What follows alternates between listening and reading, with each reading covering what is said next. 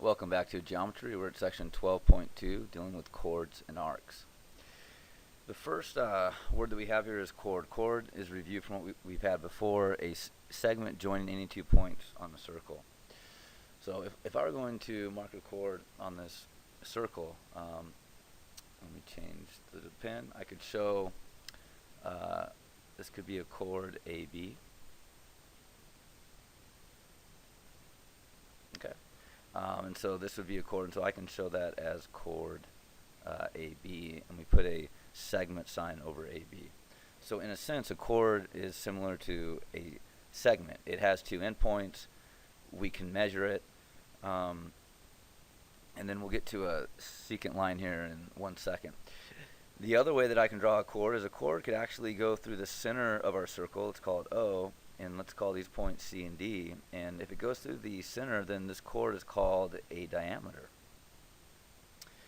Alright, and then one other thing with chords that we're going to learn later in this lesson is that if I drew a third chord, so that we have chord AB, we have chord CD, and my last chord, let's call it E and F. Okay, and here's chord EF. And let's label that chord EF. And what we're going to learn on the next page of our notes is that if you are given that these 2 chords have the same length, then what you now know is that their measure of the arc is the same as well. Okay, so what we are going to say later is that if chord AB is congruent equal to EF, then I can say that the measure of arc AB is congruent equal to the measure of arc EF. And hopefully that makes sense. It's more or less common sense. We're just saying that if these 2 chords are the same, that the measure of the arc has to be the same as well. Alright, and then the other new term we have is called a secant line. And we don't do a whole lot with these, but just know that it's a line that's going to intersect the circle in 2 points. So we could have a line come through, it hits once, it hits twice, it keeps going on forever. And so here's our 2 points where it intersects, and so we could call this secant, and then let's label this X and Y. We could call this secant line XY, and we notate it with arrows on each side.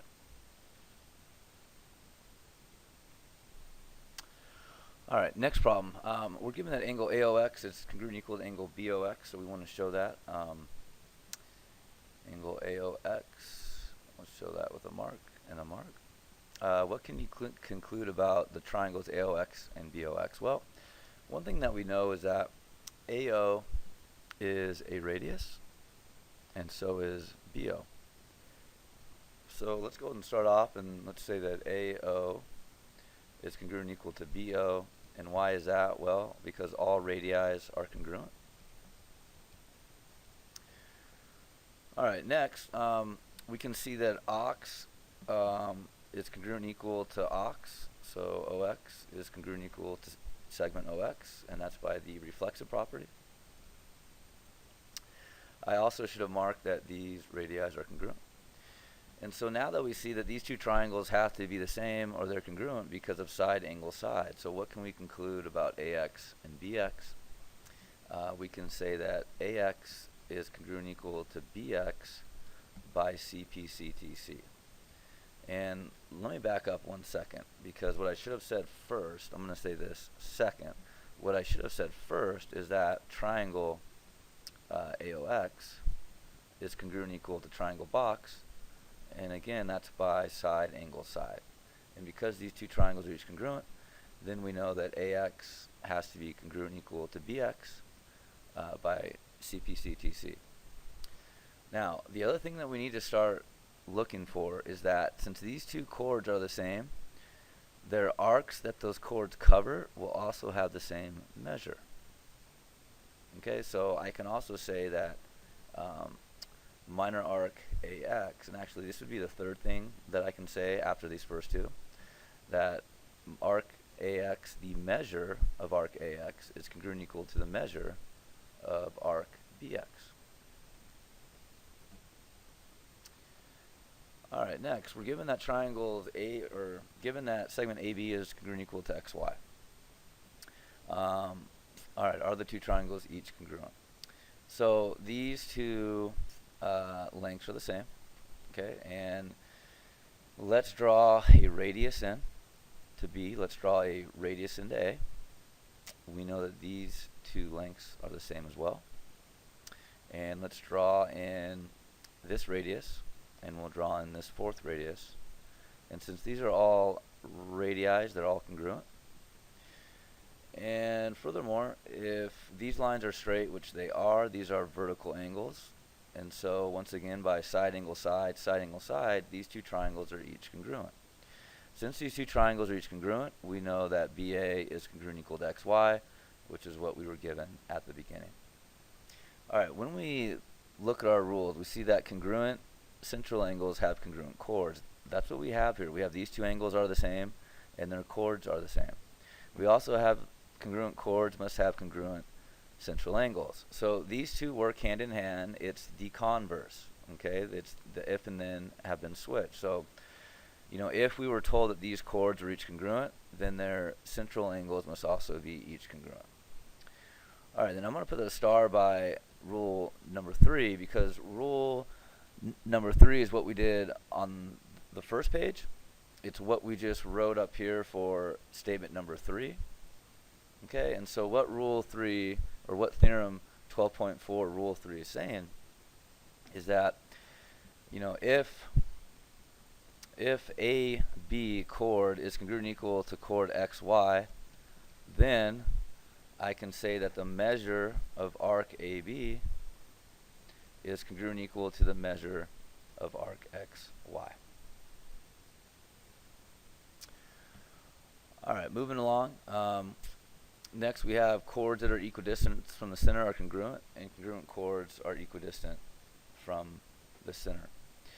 All right, with this theorem, I just want you to think of the term patterns, because when you see this pattern, then what we can say is that we know that these two lengths are the same, and we know that these two lengths, this whole segment and this whole chord, are the same. So let's go ahead and fill in letters. We're going to call this A. We're going to call this point X. We're going to call this point B. Point O is the center.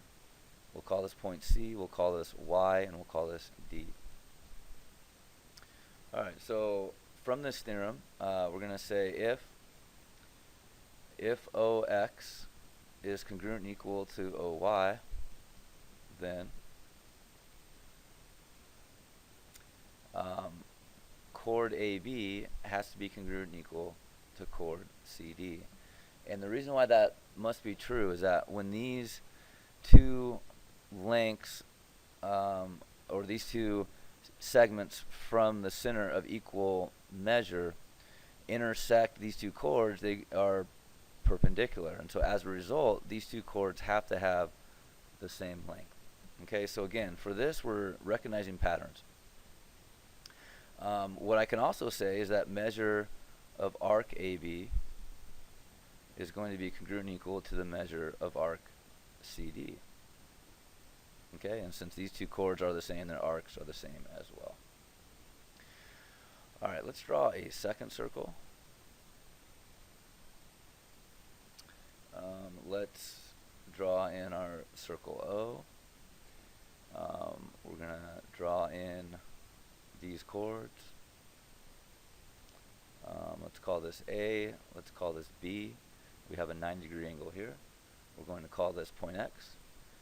And we'll do the same over here. 90-degree angle, Y, C, and D. Okay, and what I'm going to say next is if AB is congruent and equal to CD, then I can say that OX is congruent and equal to OY. And so what I just did is the converse of what I said on the left. Okay, so if it's true that OX is congruent and equal to OY, then these two chords are the same. If these two chords are equal, then these two segments from the center are equal as well. All right, last theorem, 12.6 through 12.8. In a circle, a diameter that is perpendicular to a chord So here's our diameter. It's perpendicular to a chord. Okay, we're going to put in our 90-degree angles. We'll bisect the chord and its arc. So what we're saying is that these two pieces are the same measure, and the arc is also going to be cut in half. So this arc will be equal to this arc.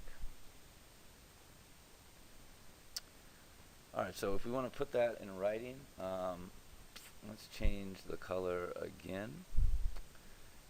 We're going to say if, and let's get some points here. We're going to call this point M, center point O, we have X, we have Y, and we have A, and then we have point N at the bottom. Alright, so if MN is perpendicular to XY, then we can say that XA is congruent and equal to YA, comma. I can say that the measure of arc XN is congruent and equal to the measure of arc YN.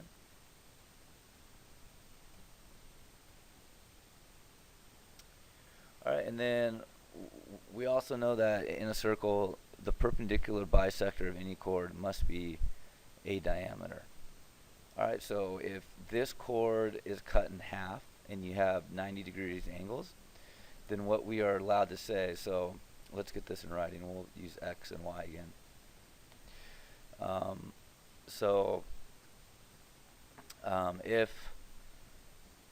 If segment AB is the perpendicular bisector of chord XY, then AB segment, or chord AB, must be a diameter. Thanks for joining us. See you next time. Alright, there were actually 3 more problems that that I forgot were on the back of our notes. So we're going to finish up these last 3 problems. We're being asked to find the measure of arc BC, and we look at this measure as being 150 degrees. Well, since all of these chords are the same, they're all congruent, that means all of their intercepted arcs are also each congruent. So all of these will be an X degree, an X degree, and an X degree. Now there's 360 degrees total in a circle. We just used up 150, which means we have 210 degrees left. We divide that by 3 and we get 70 degrees.